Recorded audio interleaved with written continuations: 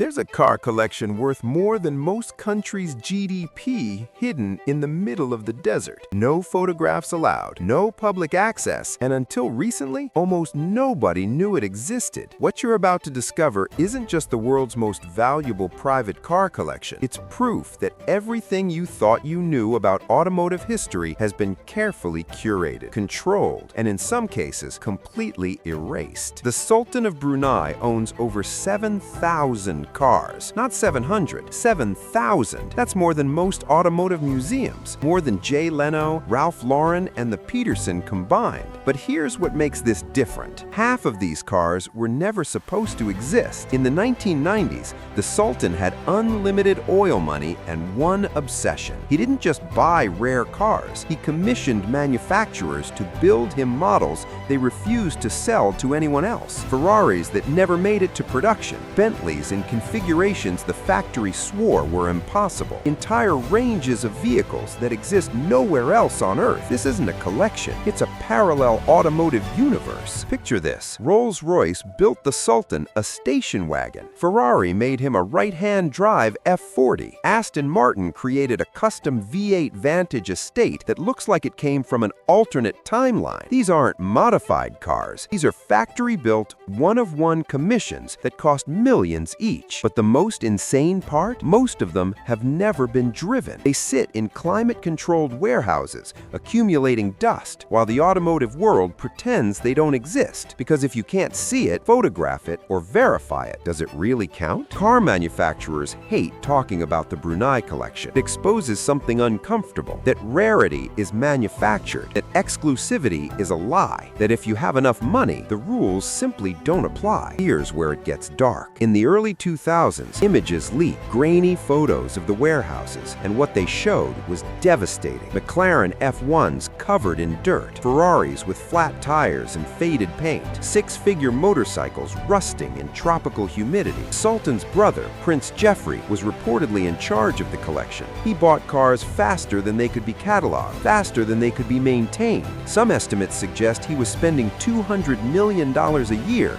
on vehicles alone. The collection became too big to manage, too valuable to ignore, too damaged to save. Experts believe dozens of priceless vehicles are now beyond restoration. Cars that should be in museums are rotting in silence, and nobody can do anything about it because nobody is allowed inside. But what if the decay is intentional? Think about it. If these cars entered the market, values would collapse overnight. Rare models would suddenly have duplicates. Limited editions would lose their meaning. The entire collector car economy is built on scarcity, and the Brunei collection is a hydrogen bomb sitting underneath it. Some dealers whisper that certain cars have been quietly sold off, smuggled out, given new VINs and false histories, that some of the barn finds appearing at auctions aren't barn finds at all. They're Brunei cars being laundered back into existence. There's no way to prove it, but there's no way to disprove it either. The Sultan is in his 70s now. Eventually, this collection will have to go somewhere, and when it does, the automotive world will have to reckon with what happens when 7,000 of the rarest cars on Earth suddenly become real. We spend so much time obsessing over what's rare, what's valuable, what's collectible, but the Brunei collection proves that true rarity isn't about production numbers. It's about access. It's about what you're allowed to know exists. Somewhere in the desert, there's a museum that rewrites everything, and you will never be allowed inside.